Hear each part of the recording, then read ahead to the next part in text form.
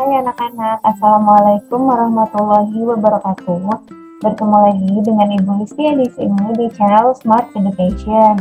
Kali ini kita akan belajar tentang tematik 2 dengan judul Selalu Berhemat Energi, subtema 3 Energi Alternatif pembelajaran keempat. Yuk anak-anak, kita mulai saja belajarnya. Bagaimana hasil pengamatan yang kamu lakukan? Apakah warga di sekitarmu sudah menghemat energi? Apakah ada di antara mereka yang menggunakan energi alternatif? Nah, anak-anak, dari pembelajaran kita yang kedua, anak-anak diminta untuk melakukan pengamatan. Nah, terhadap warga-warga di sekitar kamu. Apakah warga di sekitar kamu sudah menghemat energi atau belum? Nah, di antara mereka apakah sudah ada yang menggunakan energi alternatif? Nah, mungkin hasil pengamatan kamu ada beberapa warga yang sudah memiliki panel surya misalnya di rumahnya. Nah, sehingga orang tersebut memanfaatkan cahaya matahari dan panas matahari untuk menjadikan listrik mereka. Nah, itu salah satu energi alternatif, yaitu energi matahari. Kemudian ada juga energi alternatif, bisa menggunakan angin atau air gitu anak-anak. Mungkin di daerah kamu ada juga yang menggunakan kincir air untuk energi alternatif yang menghasilkan listrik jika anak-anak. Nah, di sini Dayu punya cara khusus untuk menghemat energi. Nah, Dayu memberitahu bahwa pastikan ukuran air yang diperlukan. Ketika air kurang, kita perlu memasak kembali. Hal itu juga boros energi. Nah, anak-anak, maksud Dayu untuk memasak air, memasak sebaiknya ketika airnya banyak. Jadi, dalam satu kali masak bisa menghasilkan air yang banyak gitu anak-anak. Karena kalau memasak air sedikit, kemudian sedikit berulang kali, maka itu akan boros energi minyak bumi gitu anak-anak. Maka Dayu memberitahu caranya, yaitu pastikan ukuran air yang diperlukan gitu. Ketika air kurang perlu memasak, hal itu juga boros energi. Jadi pastikan airnya banyak ya, agar sekali masak kita punya air yang matang banyak. Nomor 2, gunakan panci yang besarnya sesuai dengan air yang dimasak. Nah, ini juga anak-anak, ketika kita memasak dengan wadah yang besar, maka airnya juga perlu besar atau isi dari masakan kita juga besar.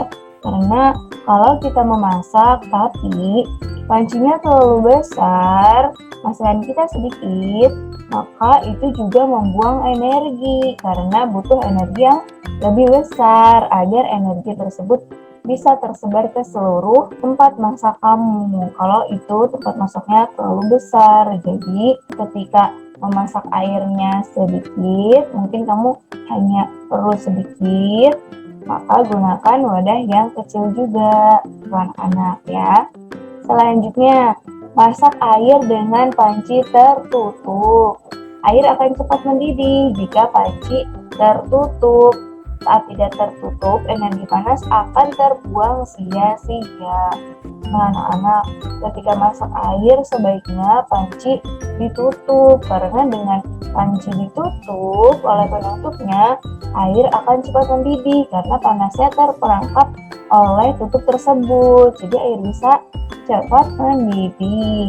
Dan ketika air panasnya terperangkap oleh tutup tersebut, energi panas tidak akan terbuang sia-sia deh.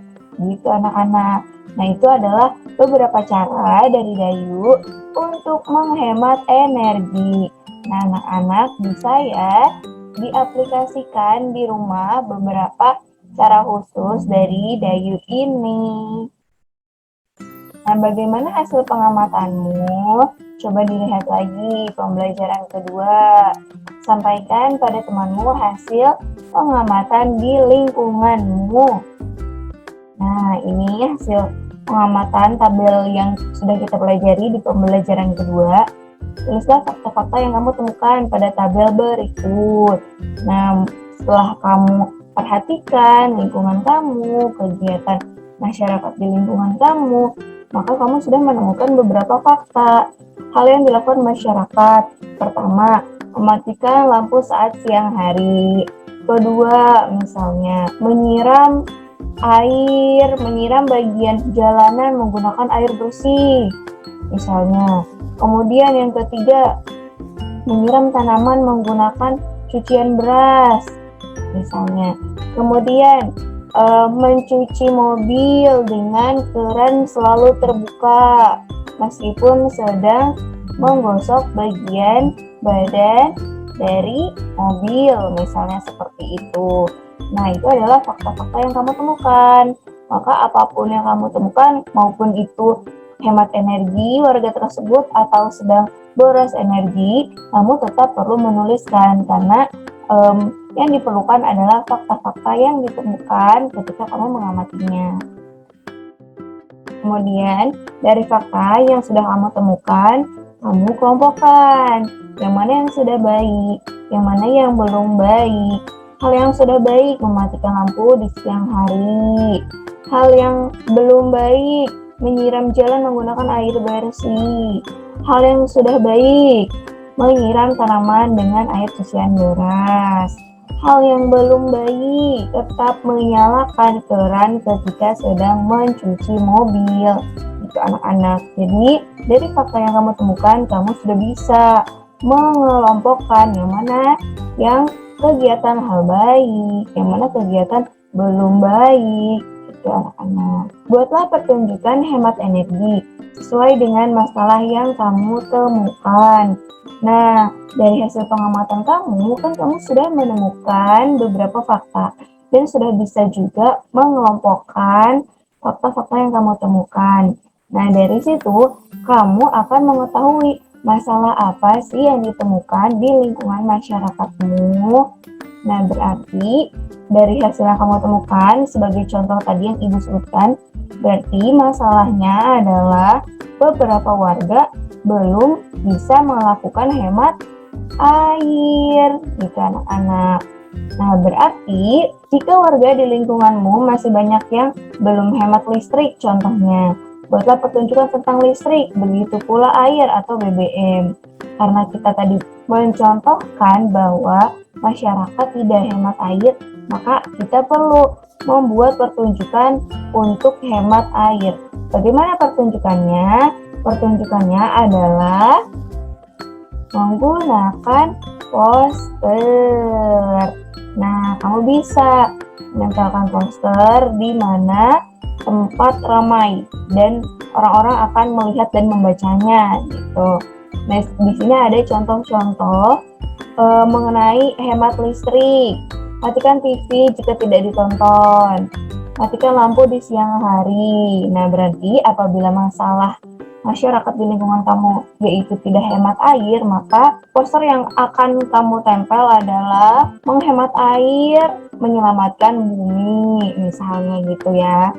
Pasanglah di lingkunganmu, ajak mereka untuk hemat energi ya, membuat masyarakat sadar akan hemat energi juga kewajiban kita.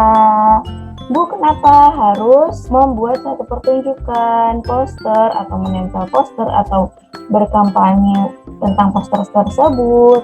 Karena hal itu adalah wujud dari menjalankan kewajiban kita terhadap energi listrik, yaitu hemat energi dan mengajak orang lain untuk turut hemat energi juga, anak-anak. Nah, itu dia pembelajaran kita hari ini. Pembelajaran kita hari ini sudah membahas mengenai bagaimana caranya untuk menghemat energi yang bisa kamu lakukan di rumah. Kemudian, kamu sudah bisa menemukan fakta-fakta di lingkunganmu dengan mengamati dan mengelompokkan yang mana kegiatan yang sudah baik, yang mana kegiatan yang belum baik. Dari hasil temuan tersebut, kamu bisa menemukan masalah yang terjadi di lingkunganmu. Nah, dari masalah tersebut, kamu bisa membuat suatu pertunjukan untuk mengatasi masalah tersebut dengan menempelkan poster atau berkampanye menggunakan poster mengenai masalah yang ada di lingkunganmu. Itu anak-anak, jangan lupa ya untuk like videonya, komen di bawah, dan subscribe serta nyalakan loncengnya agar kita bisa belajar bersama-sama. Baik anak-anak, sampai bertemu di pembelajaran selanjutnya. Assalamualaikum warahmatullahi wabarakatuh. Dah.